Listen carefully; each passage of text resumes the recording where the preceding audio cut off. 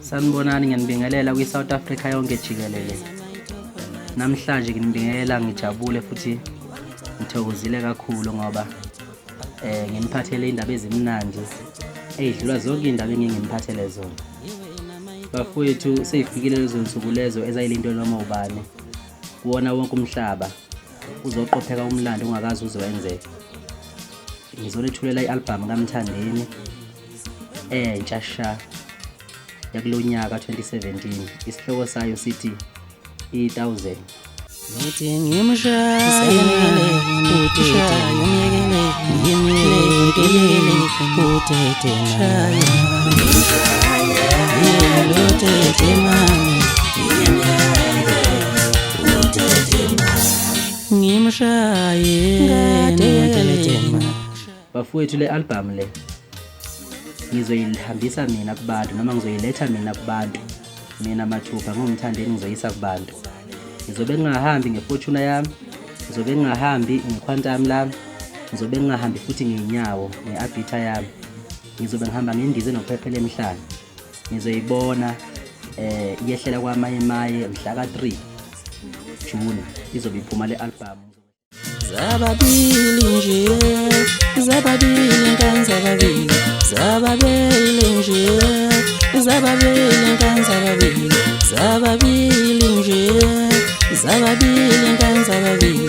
Ngiyabanquma-ke namhlanje mbuka umkhonto negazi, ngiyamunquma-ke namhlanje mbuka umkhonto negazi. Hawu ngiyamgcoba-ke namhlanje wengane zababili. Ngizokwehlela kwamaye inkumbi zabalandeli bami zonke ayiphelele lapha njengenhlala yenza. Ngifuna futhi nalabo abanomona ukuthi nibamene nani bafowethu ukuthi bephelele bonke nabo bezobuka ukuthi mangishaya igolide ngilishaya kanjani. Ngizofika kwamaye ngendizi nophephele emhlane. Isikhathi engizofika ngaso ngisazokwaziswa zinduna zini eGoli ukuthi ubani isikhathi, kodwa bengathanda kube ngo-12 kanje noma ngo-11 ekuseni ngoba kuzofuneka ngisuke futhi lapho ngayo futhi indize nophephele emhlane ngilibangise eThekwini. Ngicabanga ukuthi kuyongithatha mhlawumbe i-hour lokho ngoba ngiyobe ngishize emoyeni. Ngiphinde futhi njoba nazi bafowethu ukuthi lapha ezansi eThekwini eGugudlamini Park workshop angimkhohliwe bafowethu, ngiyazi nakhona ukuthi nizinkungi. Ngicela niphume futhi nani ngobuningi benu ngoba ngizonilethela futhi nani.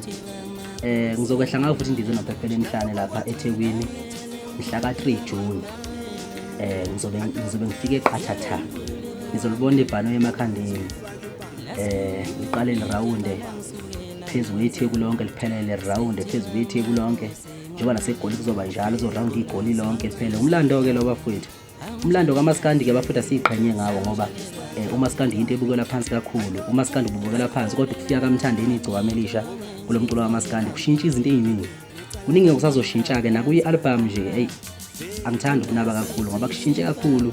Niyazi ukuthi ngiqhamuka nezinto eziwushintsho. Umculo kaMaskandi ngiyawukhuphula angiwubulali. Njengoba nibona nje ngibethelwe esiphambanweni ngakwanithusi lokho. Kubethelwa vele umuntu vele oyinkinga, uyabo.